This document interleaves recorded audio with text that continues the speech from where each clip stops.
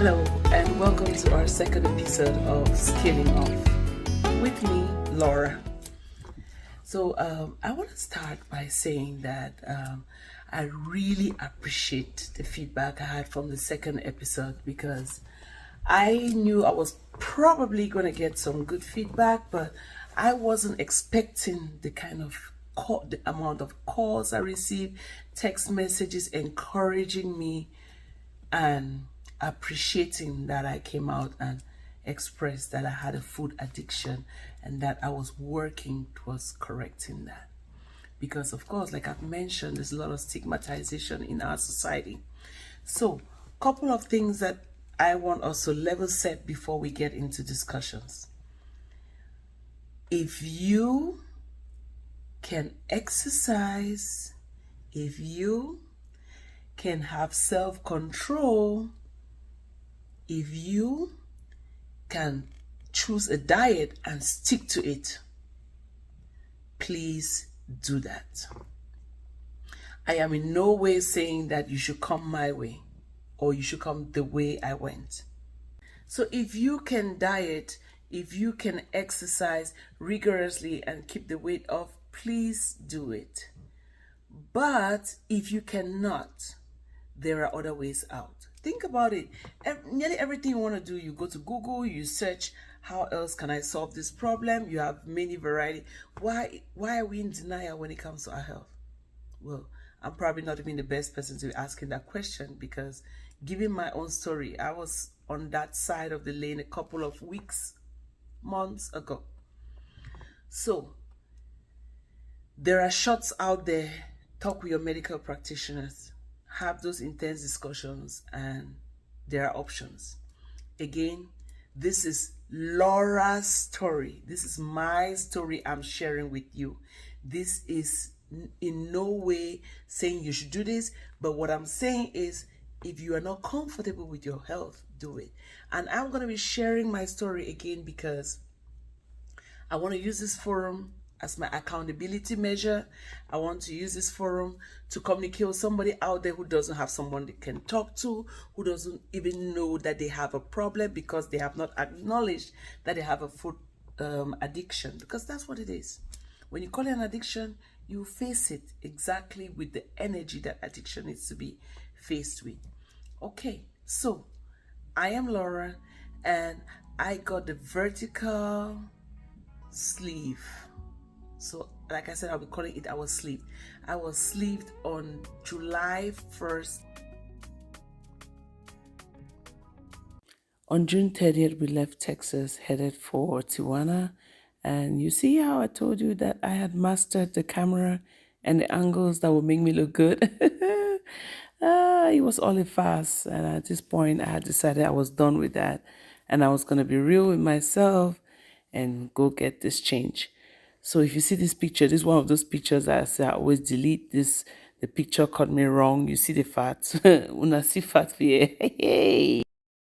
Here I am at the Austin airport. You see my face, a little worried, trying to fake it, but there was a lot going through my head. There was a lot. This is a major decision. So I'm at the Austin airport, headed to Mexico. It's finally happening.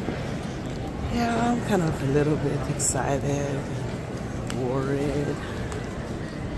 Yeah, hello. It's life-changing, you know. I would not deny it. Like, I'm kind of stressed. I've been strong, but it's finally happening. Okay, headed now to my gate. I am with my husband. He's ahead. Yeah, I've lost about 6 pounds so far on the pre-op diet.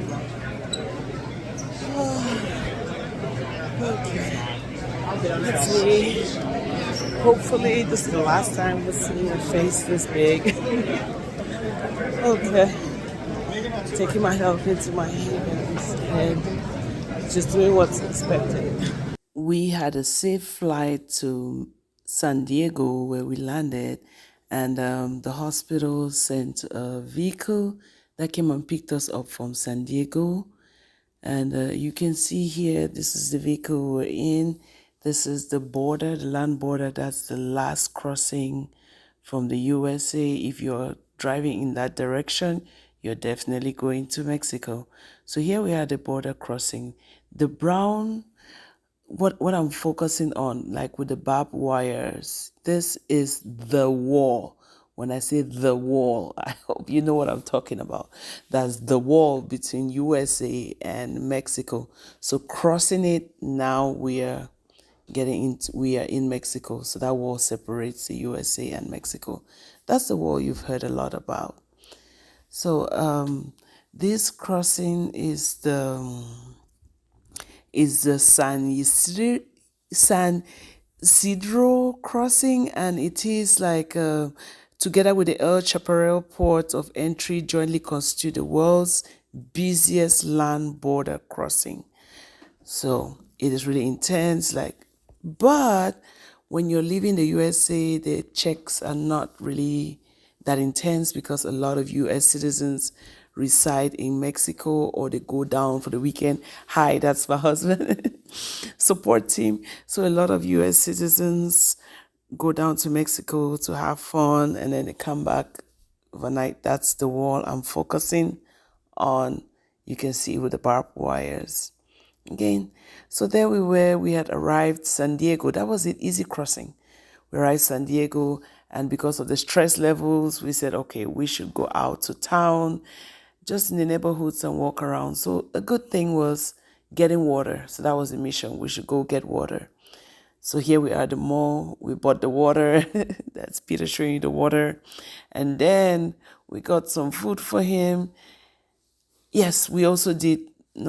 I did my nails. It was pretty cheap, very cheap to do my nails there in Tijuana. It was a good experience. Like, it brought down our stress levels because there was a lot of uncertainty instead of just sitting at a hotel. So it's just a regular day. Like, we had the impression like Mexico is scary. They're gonna hurt us. It was just regular people. So we arrived in Mexico on June 30th, and surgery was supposed to be the next day. So we decided to just go out to the mall and do shopping. You see, we had purchased water, and in this store, shopping was with the US dollar, easy conversion to the peso. It was just something to get us out of the room, our hotel room, and just to explore our environment. If you've lived in Douala or Yaoundé, the street vibe here is the same like you get around Carrefour Dedo or Post Central Rond-Point Express. At this moment where we were both down, we were trying to be strong for each other. I know a lot was going through his head as it was going through mine. It was a good time in that vulnerability to get a feel of home. So this was really good. It was a good time. And then it also gave us the assurance that we were in a safe environment. We kind of knew what was happening around us. This guy is a statue of one of the last Mexican fighters for independence. I think some colonial leader. I don't want to say wrong, but that's what the orderlies told us. So this is the hotel where we were lodged. A beautiful hotel, decent hotel. And the mall is just a walk away. So that is me. Trust me, beneath all of these smiles, I was worried because it's a difficult decision. But I said I was just going to take as many pictures as possible so that I can look back at them and be proud of what I have accomplished. So that's me there. And here, that's me in front of the hotel where we were lodged, waiting for the next day, and then dinner came. I just got served dinner, and this is the day before surgery.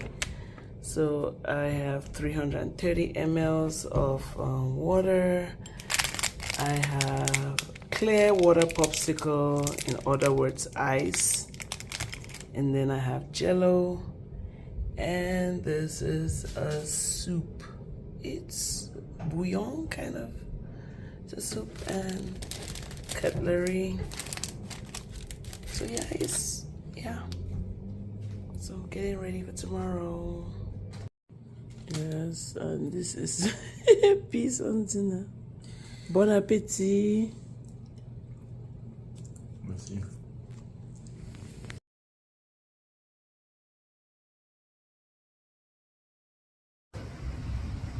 Hello, good morning from Tijuana. Yes, it's surgery day. Waiting for the shuttle to pick us to go to the hospital. 3 hours behind Maryland and 2 hours behind Texas. If you have to kind of contact me, I know you're all keeping. This is the hotel, and that's me working. I really appreciate him being here with us, with me. Like, I appreciate him being here with me. It's a beautiful hotel, and I'm positive minded. I know everybody's praying for me. I really appreciate all the support I'm getting, friends and family, and even those who do not approve. You'll say, okay, I'll just pray for you, Laura. Okay, thank you. Shortly after, the hospital sent the vehicle to come pick us up from the hotel. Here we're moving now to the hospital. There I had all my basic labs redone. I met with the cardiologist, EKG, X-ray, everything, and then I got approved for surgery. So here I'm already dressed in my room, waiting for the next steps. If you look at my face here, well, remember, pictures, because sometimes you don't see the weight scale off, but it's in the pictures. So here I am. My surgeon and my anesthesiologist can meet me and had a talk with me, gave me encouraging words, and they were like, okay, we're good to go and we've got your back. Laura, this is one of the last memories I have. Here I was already almost knocked out by anesthesia. This is one of the last memories I have. And then poor me, after surgery, knocked out. This is really deep. So some of these pictures were taken by my husband. I told him to take these pictures so that I have memory of everything that had happened. Even though I was like without memory, you know. Yes, 2 hours after surgery, 2 to 3 hours after surgery, I was woken up and they said I had to wake up and start walking. Yes, this was less than 3 hours post surgery. So right here, you see me inhaling into something. This is called the incentive spirometer. So the device I have is the incentive spirometer. It's a medical device that helps your lungs recover after surgery or after lung disease. You know, if some of you may have had COVID, you would have experienced using the incentive spirometer. So the goal is inhaling, and then your inhalation will cause these balls to rise. You see how I'm struggling and the third ball hasn't risen yet, but I'm still trying. Remember, this is less than 3 hours post-surgery. Like, these people are not joking with you. You have to get up. You have to be on your feet. You have to do it. And then I'll be burping because there's still the gas in my stomach. The gas that was not my stomach, the gas that was used to inflate the abdomen, my abdomen. Some of it was still there. So that's some pain that you may experience, the gas pain, because with you sitting up, it kind of comes up to your shoulders and then it's a pain. I cannot explain the details. So you have to do the inhalation and you have to walk, because guess what relieves the gas pain? Only walking, nothing more. So this is really a very intense psychological thing. So here me giving a thumbs up, I'm good. And as I mentioned, I had to walk because that's the only way of relieving the gas pain. Huh. Those of you who said I didn't look fat, I wanna see as I losing all the corsets and everything as body show now. The body show. Okay. So that's me out in the yard. And then right here, I was there doing the swallow test. So here is x-rays used to rule out any leakages or issues in the gastric pouch. So this is post-surgery. And this was the next day. So although it just flows through, it's the next day. I had to do the swallow test. And this actually footage of my swallow test. Like, I swallowed the water and then the barium after that. You see it coming through my the digestive system, filling into my little pouch. At this moment, I had not had anything to eat since the day of surgery, so since July 1st. Here we are on July 2nd. after surgery. So about 24 hours after surgery, I had to go for the swallow test. So it was everything went well, and I got the go ahead. It was approval. Surgery, everything had gone well. There was no leakage. That's something you're looking for. And my head, this is something I want to say. In my head, I was hungry. In my head, I was hungry. But guess what? I was not hungry. Watch. Okay, so let me share something interesting. When they brought all of this, I was like, what is this gonna do? But look at this. I took a spoonful there, not even a spoonful. I took about 2 sips of the broth and maybe 2 teaspoons of the lemon water and of the protein water, and I'm full. This is interesting. This is what they gave me for the next 6 hours. So in 6 hours, we'll bring something more. This is interesting. Here we are on the morning of July 3rd. After discharge, I had met with my nutritionist and received my meal plan and gone over them, asked questions with the nutritionist. So I took this picture so that from time to time, I'll be taking pictures with this same dress, and then we'll be able to see the transformations. So from there, the chauffeur took us back to the hotel. Hey, dinner has been served. This is my dinner as usual. I have the ice and the jello as dinner. And then this is my lovely husband's dinner. This is his dinner. It's still healthy, but I feel like crying. I feel like crying. And for the record, he's trying to lose weight. So that evening, I accompanied him to the bar where I had my bottle of water, and then he had a pina colada.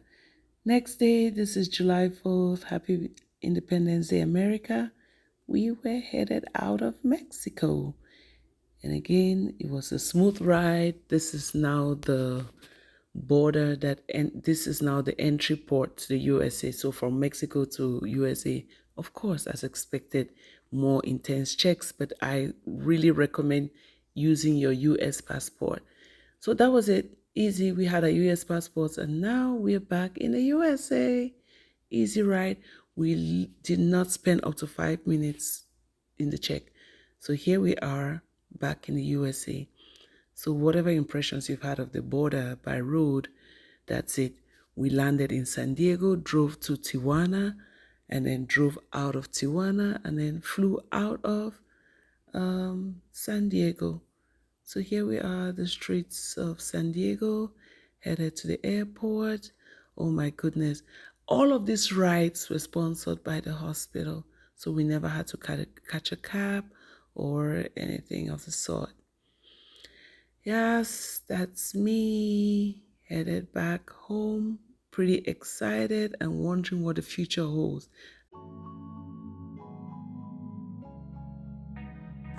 So, ladies and gentlemen, that is the story of how my husband and I left the USA, went to Mexico, and then I got sleeved, the VSG, and then we came back to the USA. So we came back to USA on July 4th, and today is Saturday, July 8th, 2023. I should say from the 5th, I've been doing 2-mile walks a day. No pressure. I take like 45 minutes just walking the neighborhood, saying hi to my neighbors and just minding my own business and trying to do what I didn't do. Honestly, I did not do even that much exercise. So again, thank you for helping me stay accountable to this journey. Thank you for helping me change my lifestyle. Just because I'm opening up and you're listening, we're in this together and we'll keep scaling up. Thank you. And I will be uploading videos every week, giving you my progress of my the progress of my weekly changes. So today, Saturday the 8th, is the end of week 1. All through, I have been on clear liquid diet. So I've been on drinks like this, You know what this is? I don't want to call any names here because I'm not advertising. Drinks like this. I have been on water. And if you know me, you know I wasn't drinking water. I used to be that kind of person. I'll go months without drinking water. I would take soda. Remember, I'm not proud of it. I am not proud of it, but when I tell you that I went for months sometime without drinking water, I was relying on soda. But now I've decided to make a change and be the change. Thank you.